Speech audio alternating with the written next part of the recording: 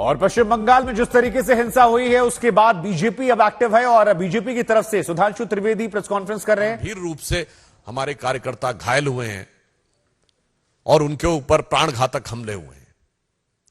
उससे भी अधिक चिंता का विषय यह है कि राज्य के निर्वाचन आयोग के द्वारा इन सारी घटनाओं के प्रति एक निहायत ही असंवेदनशील और गैर जिम्मेदाराना रवैया इख्तियार करना, जिसकी वजह से न्यायालय जाना पड़ा और न्यायालय के हस्तक्षेप के बाद स्थितियों पर नियंत्रण लगाने का प्रयास किया गया। पश्चिम बंगाल की सरकार, पश्चिम बंगाल की पुलिस जिस प्रकार से बर्ताव कर रही है, यह देश के लोकतांत्रिक और चुनावी इतिहास में एक बहुत काला अध्याय है।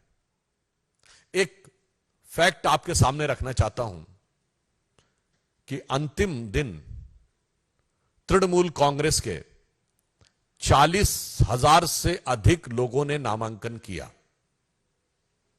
और पश्चिम बंगाल में 341 ब्लॉक हैं।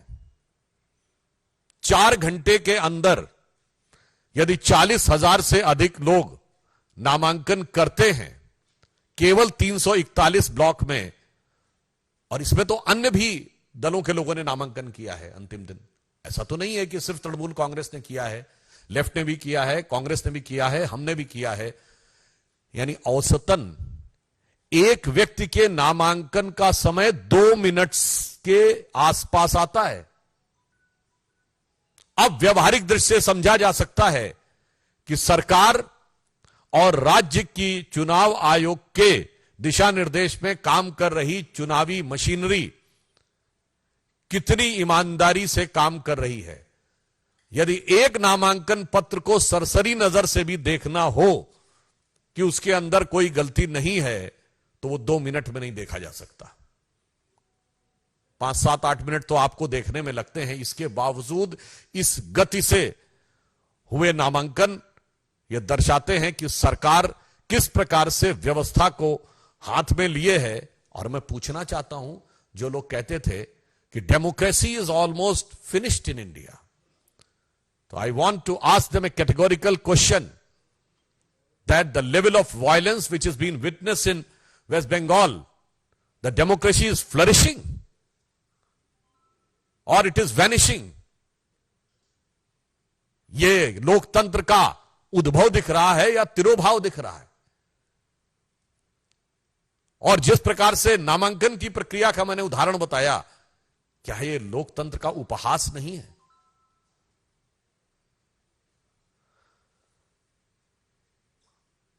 राज्यपाल महोदय भी, आप सभी को ध्यान होगा कि हिंसा की जिस प्रकार निरंतर सूचनाएं आ रही हैं और राज्य सरकार की निष्क्रियता, असंवेदनशीलता जो ममता बनर्जी जी के संरक्षण में चल रही है, उस कारण से राज्यपाल ने भी जाकर आज कई जगह हिंसा प्रभावित क्षेत्रों का दौरा भी किया है।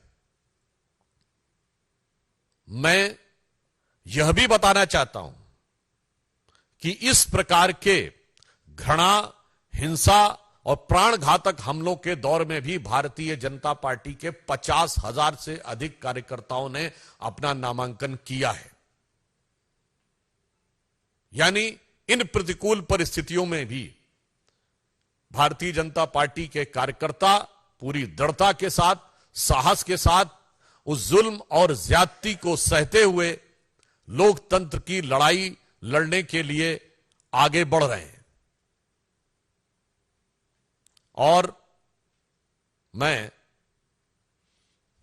तृणमूल कांग्रेस की सरकार और ममता बनर्जी जी को यह कहना चाहता हूं कि आप याद रखिए कि यह आगजनी का जो खेल, जो हिंसा का खेल आप खेल रहे हैं, यही इससे पूर्व कम्युनिस्ट सरकारें करती थी।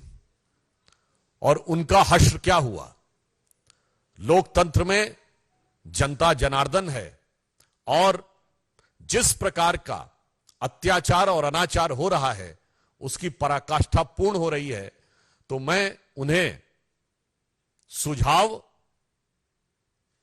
और आगाह करते हुए यह कहना चाहूंगा कि जो अटल जी की कविता की पंक्ति थी कि चिनगारी का खेल बुरा होता है, चिनगारी का खेल बुरा होता है, औरों के घर में आग लगाने का सपना अपने घर में ही अक्सर खरा होता है।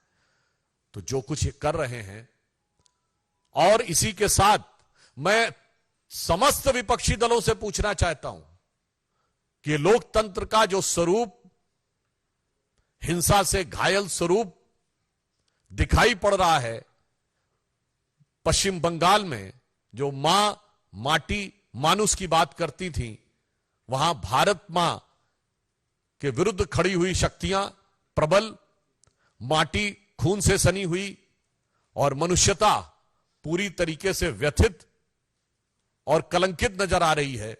उसके बाद भी किसी विपक्षी दल को इसके लोकतंत्र में कोई समस्या नजर नहीं आ रही। अतः हम सरकार को आगाह करना चाहते हैं और साथ ही साथ यह कहना चाहते हैं कि उनको अपने संवैधानिक कर्तव्य का पालन करना चाहिए और राज्य के चुनाव आयोग जो कि अपने संवैधानिक दायित्व का नैतिक और संवैधानिक दृष्टि से अपेक्षित निर्वहन नहीं कर रहा है, उनको भी अपने दायित्व का निर्वहन करना चाहिए। और भारतीय जनता पार्टी के समस्त कार्यकर्ताओं के हौसले का हम सम्मान और अभिवादन करते हैं। धन्यवाद।